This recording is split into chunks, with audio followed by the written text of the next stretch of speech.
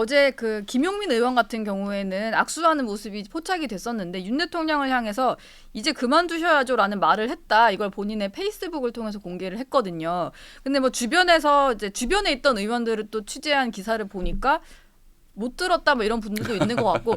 근데 이제 사실은 이제 마스크를 쓰고 있다 보니까 저도 영상으로 확인했는데 김용민 의원이 입을 움직이는 모습이 마스크에 가려서 보이지는 않았어요. 근데 뭐 대통령이 그래도 시정연설하러 왔는데 그만두라 이렇게 면전에서 말을 하는 거에 대해서 좀 어떻게 봐야 될까요? 뭐 그만두셔야 되겠죠라는 말을 했다면 사실은 뭐 그게 어떤 의미인지는 저는 잘 모르겠어요. 예. 그러니까 지금과 같은 어떤 국정운영 기조, 무도한 국정운영 기조를 그만두셔야 된다라는 얘기인지 직을 아니면 그만두라는 얘기 대통령직을 아닐까요? 네.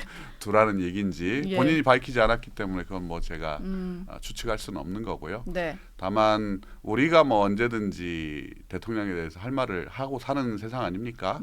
그런 이야기들을 우리가 우리의 정책 의견을 통해서 언제든지 밝힐 수 있고 네. 본인의 뭐 페이스북을 통해서든 아니면 유튜브에 나가서든 이야기할 수 있기 때문에 저는 국정 운영에 관한 시정 연설을 하는 상황에서 대통령 인사로 다니는데 거기에 대해서 굳이 뭐 그런 얘기를 할 필요가 있을까라는 생각을 합니다. 그 예전에 의원님께서도 대통령을 향해서 어떤 표현을 쓰신 적이 있는데 아무래도 이게 지난 정부 청와대에 계셨다 보니까 그리고 윤 대통령이 검찰총장 할 때 뭐 그것들을 다 지켜보셨다 보니까 윤 대통령에 대해서 쿠데타를 통해 검찰 개혁에 반대하면서 조국 수사를 했다. 그래서 대통령이 됐다. 이런 표현을 쓰셨던 적이 있습니다.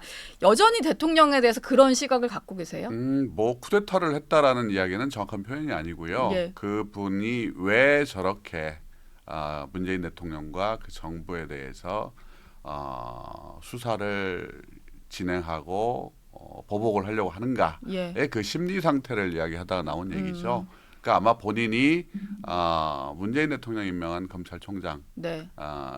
이었기 때문에 거기에서 대통령에 대한 일종의 인사권에 대한 항명 아니었습니까? 그런 항명 과정을 통해서 대통령이 됐기 때문에 아마 거기에 대한 본인의 어떤 자격지심 같은 게 있지 않느냐라는 이야기를 표현한 거죠. 그게 무슨 쿠데타다 아니다라는 건 중요한 표현은 아닙니다. 예.